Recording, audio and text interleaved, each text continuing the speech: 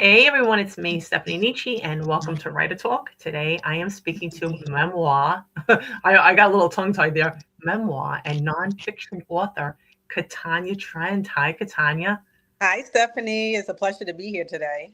Yes, we haven't seen each other in, I'm going to say, a pretty long time because we're in the same group and we first met at one of the events. Do you Right. remember that? And I think actually you were the only one that sold books that day because your story is just so fascinating. And none of us, I don't think anybody else sold books except you. So you have a really fascinating story, and you decided to write about it, which I think is fabulous because a lot of people should know about this, and moms should know about this. And I myself have a lot of questions. But if you want to just let us know what your book is about. Sure. For those who don't know who I am, my name is Katonya Trent. I am an author, a social impact speaker. I am the founder of an organization I started called Connected Through 22. And the most impactful title I feel like I carry in life is being a mom to a former 22 weeker. And that's where the story is surrounded behind the birth of my son and how I unexpectedly delivered him at home by myself at 22 weeks pregnant, and he is now 8 years old. Ooh, that is amazing. So I have to ask, what during that day, was it just like a regular day to you, or did you like feel funny that day or a couple days before? Like, give us a little bit info on that. Sure. So I just had an appointment 4 days prior, and I was told everything was okay. It was an ultrasound appointment. I left that appointment feeling great. I remember it was the last day at work. We were on vacation for Thanksgiving break. Mm, And that Sunday, I woke up feeling a little different. I had some mild cramping, but I didn't wow. think I was in labor or I was at risk of giving birth that day. And I was unknowingly. And yeah, so that morning I woke up feeling a little funny and just like I would normally do a normal Sunday, just kind of lay around, take it easy. And I delivered my son that day on the Wow. couch at home by myself. On the couch. So now let me ask you this. While you were pregnant, did you like, was it one of your fears? Because I know when I was pregnant with my first child, I was like, I was nervous about being alone and delivering. And maybe because I had gotten a book from the GYN, they gave all expectant moms a book. I don't know if all doctors did that because I didn't get a book with my second child, but I read the whole book from front to back, from cover to cover, Mhm. and there was a section about delivering your own child. So I was like, I'm going to be prepared. I'm going to know what to do, but I don't think anything could ever prepare you for, you know what I mean? I don't care Right. how much you read up about it, how many videos you watch. I don't think anything can really fully prepare you for that moment. And nothing is like a book or like everybody's different. Every situation is Right. different. So was that a fear that you ever had? Like you were like, oh, will I ever have to, deliver my own child? Or you never even thought about that? No, Stephanie, I never even thought about it. And here's the kicker why, a big why that I started the organization and I wrote the book is because I want to bring awareness to, traumatic birth experience or unknown birthing experiences. Society places this, bells and whistles around childbirth, but there are women out there that one in every 10 babies are born preterm. And there is a whole community of families who have premature babies and have traumatic birth experiences. And I didn't know until I was thrown into it. I wasn't even provided with specific statistics at my doctor's appointment. I understand that I was fairly early, but unexpectedly, I gave birth at 22 weeks. Wow. I think that's something that really, when we go to these appointments, they should prepare us for. Right. Right? Like nobody says, hey, you know what? I mean, I guess because they don't want to scare us because we're already afraid. When we're pregnant, we're afraid of like so many things like, oh, that hurts. Oh, I feel funny today. Right. I think we need more preparation for that. We need to be more prepared. Now, I don't want to, I don't want to get into the details about it because it's such a fascinating story and I want people to read it. But did you like, I imagine there were things like maybe you needed on hand, like things that you had to use from your own house. Like on TV, when there used to be, like childbirth, like in the old days, they used to go get hot water, get towels. Like, is that like part of it too? Or is that like all made Well, up stuff? no, it's not. I remember in that very moment when my water broke, um, because I started, it was like a buildup until I had him. And I remember like being in my head about it and even like sending text messages to family, friends, even to my child's father, not actually like picking up the phone to making a phone call because I was like trying to process the things that I was experiencing in my body, in my head. I did talk to the doctor that day to let them know what was going on, but they just told me, oh, you're only 22 weeks. It's probably just Braxton Hicks, get rest, stay hydrated, and we'll check back in. Wow. And I was actually having severe contractions. And Wow. I So remember you in that knew. moment when my water broke, I lied down on the couch and I placed the phone on my chest and I dialed 911. And the operator did had to instruct me to, because my child was so small, he did not, I didn't have to like do much pushing. He kind of Okay. made his way into the world unknowingly. Right. All of a sudden he I was like, kind of "Oh, like, I'm well, I'm like out." talking to the operator and I glanced down and he's halfway here. So she did have to instruct me to kind of like pull him all the way out and to, Well, get off. don't tell too much. Well, Let this me is ask you just, this though.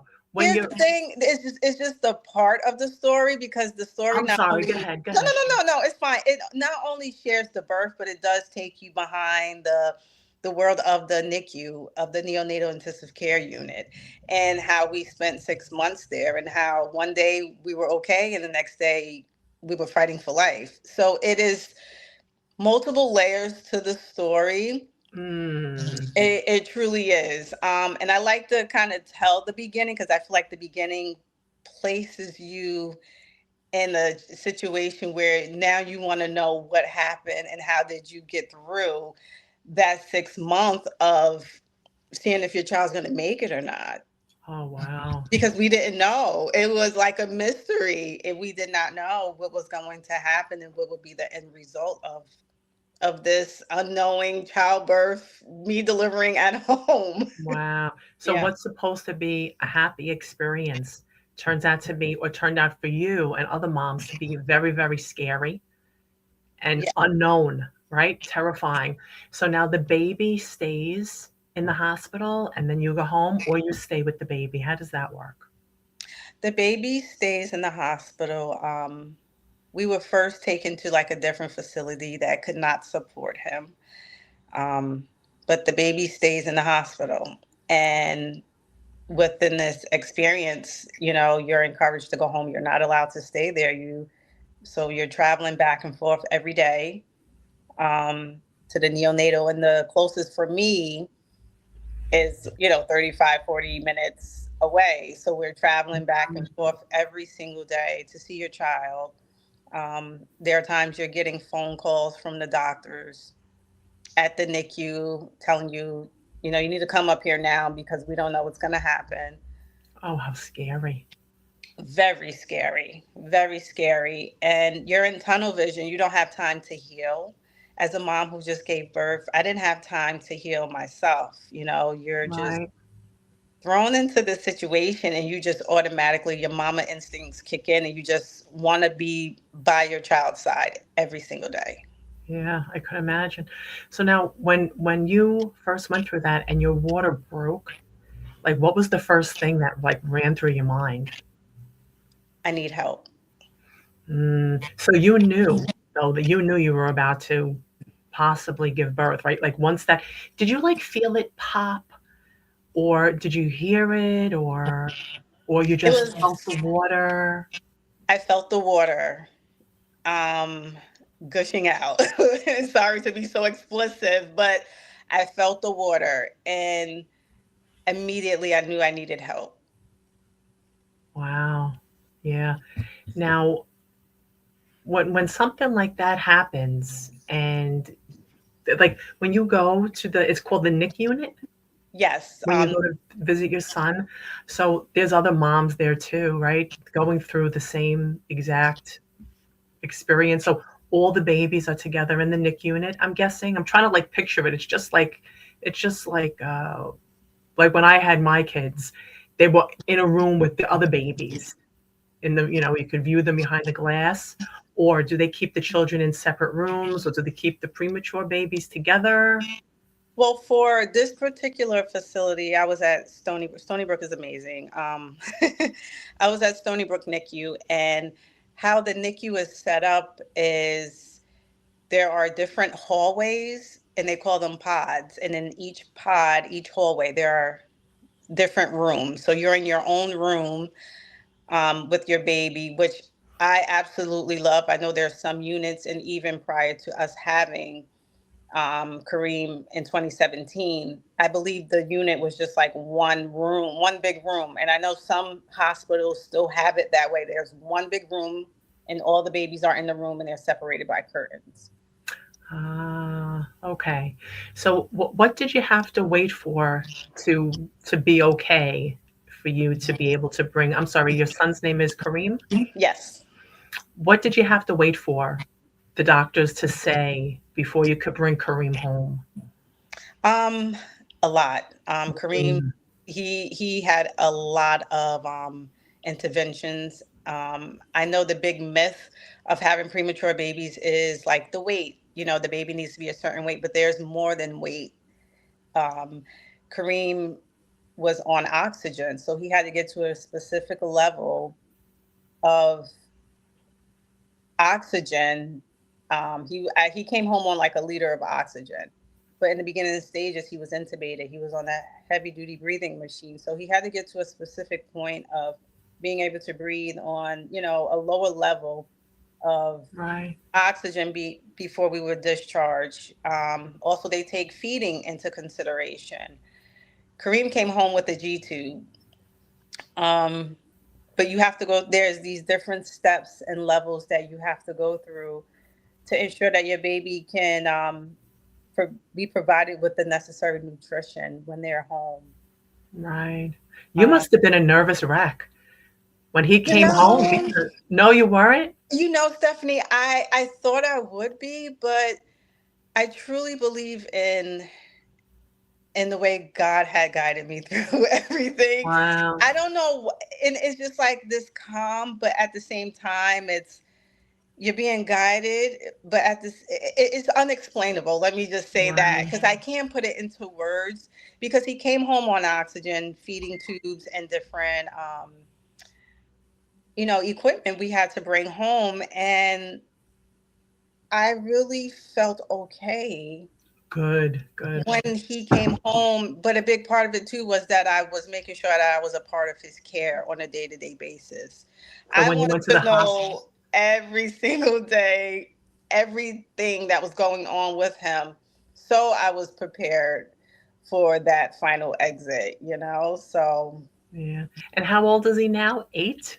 he's 8 years old. Wow. So Yes. this happened 8 years ago. Yep. And when you think about it, does it feel like something that maybe didn't happen because it's like so surreal, or do you vividly remember it, or does it start to fade as time goes on? Like how does something like that, because it's so traumatic. I imagine sometimes it's like branded in us. You know what I mean? But then again, we go into survival mode, and sometimes we just act and things are like a big blur. So I'm so curious, how did, like, what's your memory of that? Is it vivid or not really? It's very vivid. I can remember it like it happened yesterday. Wow. It is truly vivid. And I do at times say, I can't believe this happened to me, even though it's been 8 years. And that's why another why I wrote the book, because I've never heard a story like mine. Right. I feel like I've watched it or like watched something similar to it, but never heard of like Of it an actually happening. yeah, of Yeah. it happening. And it actually opened my eyes and brought me closer to a community that I was not privy to at all. So, So you decided to write the book. How long? Like, maybe how old was Kareem at the time? Or like, how long was it floating around in your head? Like, oh, I should write this book. Did it take you a long time to start writing it, or how did that go? The writing process for that. It took me, I would say, a couple of years.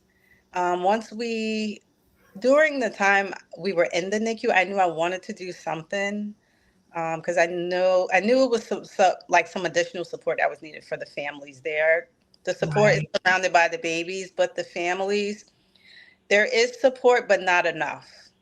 Um, so once we got home, and I would say maybe about a year or so after we got home and things started to settle in, I started to try to like, hey, maybe I can write a book about this. So I started to look back at like old journals. I would journal every single day. And that was actually the blueprint to my book.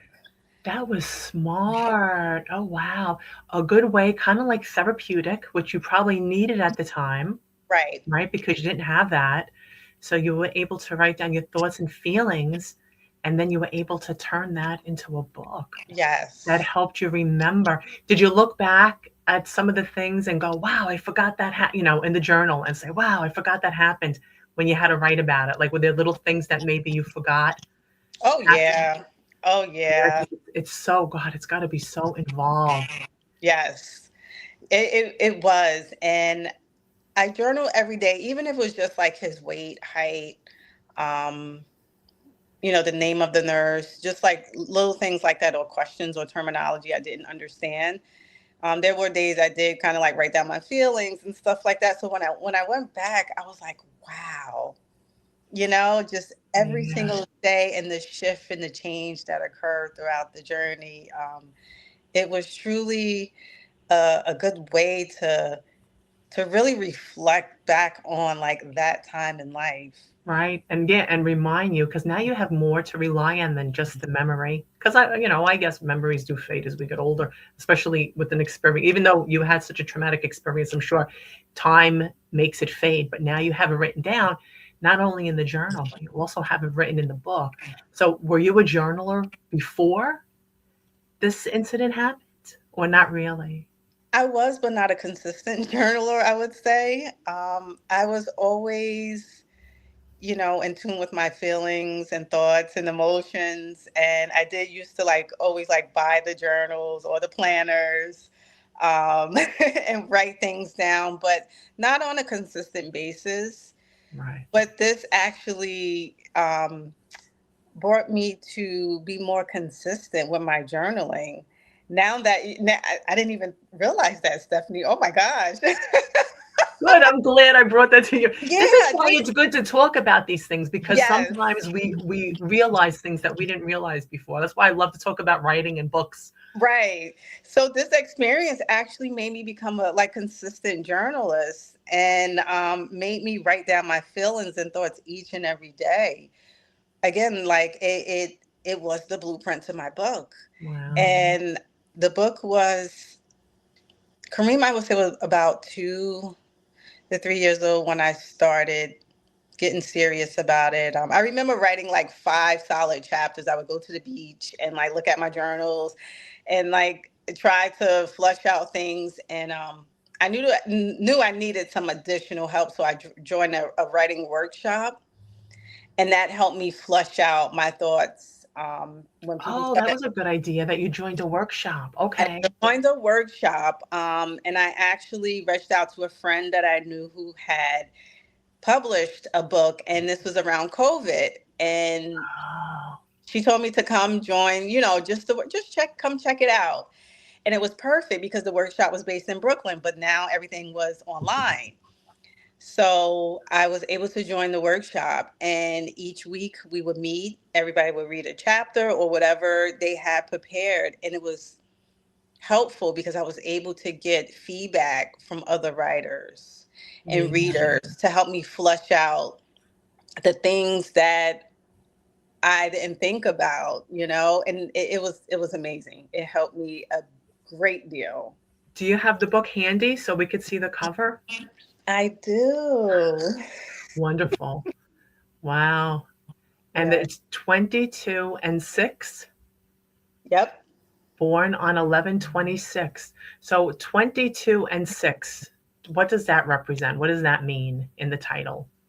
That You were represent the actual Kareem was born on, he was 22 weeks and 6 days when he was born on wow. 11/26, which was November 26th. And that's you and him on the cover, Yes. right? Yep. So cool. Where so where was that picture taken? In the hospital? That was taken in the hospital. That same day that you managed to get to the hospital? No, actually not the same day. I Or would close? say maybe a few months, like a month or two within the journey. I didn't get an opportunity to hold my son right away. Oh, how long did that take? The first time I got an opportunity to hold him, he was actually being transported to another hospital, which was 3 weeks within the journey.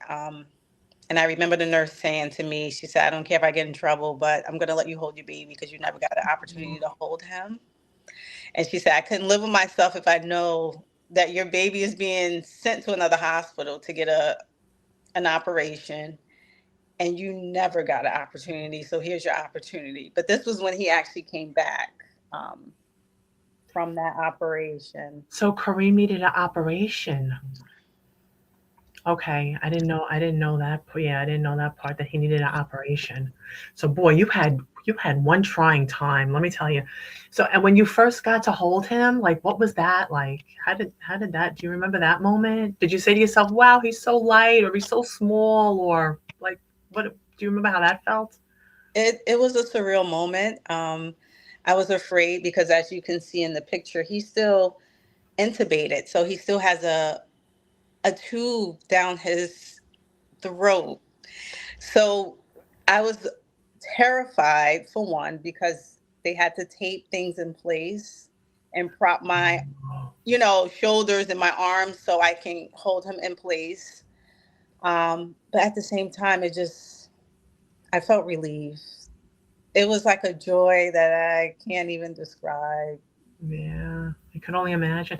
Now he is on the cover of a book, Kareem. So is that like a big deal for him, or he's like, or no, not really? Does he say that's me, or it's not really a big deal? It's maybe it's like looking at a picture. It's more so for him looking at a picture. It's not necessarily a big deal, but he does know that that's us. Yeah, and maybe when he gets older, because he's so young, he's still so young. You know what I mean? 8 years old, and when it's your life, it's not really. I guess, kids they don't remember anything. You remember, but he doesn't remember. You know what I mean? So every time you look at that cover, you must say to yourself, "Wow, I can't believe I did that," or "I can't believe I went through that." Yeah. That's that's some journey. And you wrote a book out of it. Did you ever think about writing a book, like in the before any of this happened, before you got pregnant? Like, in your younger years, even though you're still young and you were young when you had Kareem, in your younger years, did you ever say to yourself, "I want to be an author," or "I think I might write a book," or anything like that? Absolutely not. Wow, look at that. I have a background in accounting. I have a bachelor's in accounting. So this is completely different than what I, quote unquote, I would say plan out in my life. You be careful what you plan because you never know what life is going to take you. Right? You never know what's in store. Life can change at any minute, and just like you, even with giving birth, and any right, that wasn't the Yep. plan. That's why No. we can't plan anything out, because that definitely was not the plan for you. It wasn't the plan for you to have early childbirth. It wasn't the plan for you to write a book. And now look at that. You're a Right. mom of an 8-year-old, and you wrote a book, and you're very active now, right? In this community. Yes. Tell us a little bit about that. So I started the organization Connected Through 22. And again, the number 22, it just holds so much significance in my life, the journey. So 22, I had to kind of drag it on over to the organization as well. But what I do is give back to families who have had a premature baby. I, on a quarterly basis, go to different NICUs along Long Island and provide donations. I create diaper cakes, 1 tier diaper cakes, and we fill the diaper cakes with baby wipes, baby wash, soap. things of an essential items that you will receive at a baby shower. Um, Nice. when I was in the NICU, I didn't want to have a baby shower, but I feel like I was in the best way forced to have a baby shower, and I'm glad I did. Good. So that's what the organization is about, to lift a burden off the family by providing them with essential items that they would receive at a baby shower. And if people wanted to donate, how could they do that? You can reach me via email at Katonya at connectedthrough22.com. You can send me a message on, I'm very active on social media, Facebook and Instagram. Follow my page at Connected, that's with a K, KONNECTEDTHRU and the number 22. And reach out through me. Very active on social. That's where a big great of the community where I connected with on social media. And we just recently started a podcast. Nice. Yes. And that's on YouTube, the podcast? The Where can people podcast is on Apple and Apple Podcasts and Spotify, under the Connected NICU space, where we bring on actually other families to share their stories and their experiences. So I'm building this so families who are currently sitting in the NICU can listen. They can connect with other families and know that they're seen and heard, and they're feeling what they're feeling at that very moment is their feelings are validated. Right, right. And they're not alone because so many moms and families have been through it and are Yes. in the middle, either have been through it or are in the middle of it or going to go through it. It's just something, right? We just can't predict. So I want to ask you this too. Is there like some kind of like what causes premature birth to happen? Like what are just a few of the reasons why? Like could it be genetic perhaps? Is this something that maybe like runs in families or what are some of the reasons? Well, starting with my own reason, sometimes there's no reason. Wow. So your mom carried you full term? My mom carried me full term. And then for me, there was no reason why this occurred. I did not get an answer. So sometimes things just happen. And I feel like that's why I had to kind of redirect my life in a way, because I feel like this is purpose driven. When things happen with no rhyme or reason. But other reasons are preeclampsia. That is another reason, families excuse me, do give birth early. There's a plethora of reasons why. But sometimes you do fall in that category of the unknown. Yeah. Right, right. And everybody's different. Everybody, right, carries different. Everybody has a different childbirth experience. And so I think it's really great that you decided to, create this organization because I feel like a lot of times with women, we don't get all the things that we really need or can use. You know what I mean? When it comes to a variety of things, but especially now with being, with having going into premature labor and giving birth to the baby at such an early time. And like you said, other families, you do it so other families can hear other people's stories as well, other families' stories, and it gives them hope, right? It does. And It does. that way they say, this is not going to go on forever. It's going to end. It's going to eventually, you're going to have your baby, come home, right? And then you could just put all that behind you. Right. Wow. What an experience. My gosh. I can't even, wow. I mean, and I know this happened like a long time ago, like I said before. Women really had no choice, I guess. They had to deliver their own babies, but now we're really not prepared for that. You know what I mean? That's not something we really expect to happen. No, absolutely not. And not as early either.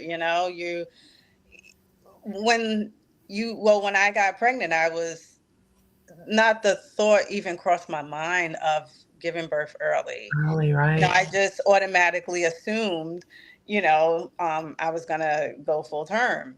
Right, right. Yeah, and I had witnessed all the like women. I'm like one of the youngest out of the first cousins, and I had witnessed just about all of them give birth, and had full term babies, no complications, everything was okay. So I went into the experience thinking that the same thing would happen. Right. That would happen to you. And Yep. that's funny because the only reason why when I was pregnant with my first son, because it didn't even cross my mind with my second son, but with my first son, the only reason why it crossed my mind was because I read the book. And in the book, it said if you happen to go, into premature labor, this is what you do. But like I had said, I don't think anything, even though I read it and I was like, okay, I got this if it happens. But I was also a lot younger too. I think I was 24 at the time. Um, but nothing I feel can really prepare you for that moment because they can write about it in a book, but every experience is different, It is. right? It truly So is. yeah. And now you could talk about it and share it with everyone. And it's a story. It's you and your son's story, right? That must be like a totally different kind of bond between a mother and child. You know what I mean? You brought Yeah. your own child into the world. It's You like know, that it's saying, incredible. I brought you into this world. Like I really did. Yeah, you literally brought your son into the world. It is so amazing. I'm so glad we got to talk because the story is really, really incredible. And I just want so many people to read it and people can relate because they were some moms were premature babies themselves. Maybe they didn't give birth to a premature baby, but they were so they have a story too Yep. that connects with you. You know what I mean? Like when they read your story, they were the child, they weren't the mom. Right. So I'm hearing about that too as I'm getting more invested in your story, and your book. So it's really, really super interesting. But it's great to know that people can donate. I am going to leave the information in the comments so that way, no one forgets and they have it and they can always go back to it. And let us know where your book is available. Yes, see, my book is available on Amazon.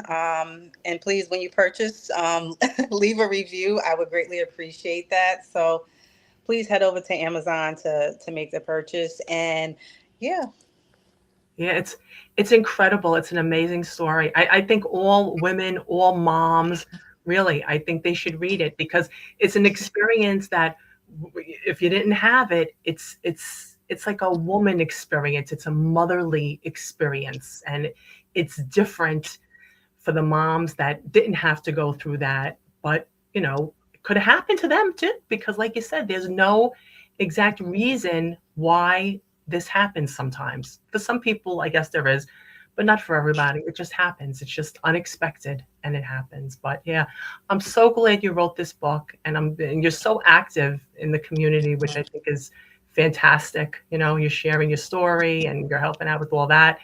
And you're the founder of, tell me the name of it again. connected through 22. Connected Through 22. Anything you want to add, Katanya? I just want to add that the story is not only for families who have had premature births, it is also for families who are supporting.